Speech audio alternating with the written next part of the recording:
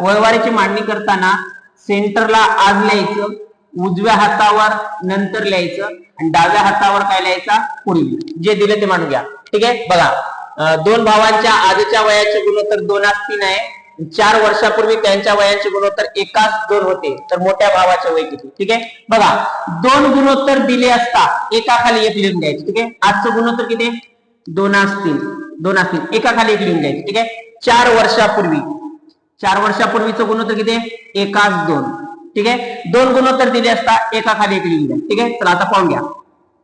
1चं 2 म्हणजे कितीची वाढ? 1ची वाढ. 2चं 3 म्हणजे कितीची वाढ? 1ची वाढ. दोघांकडे सारखीच वाढ आहे. जर दोघांकडे सारखीच वाढ असेल तर त्या वाढीला भाग म्हणायचं. मग किती भागाची वाढ आहे? 1 भाग. ठीक आहे. चला, हे 1 भाग म्हणजे वर्षातील अंतर. चला, वर्षातील अंतर कितीच आहे?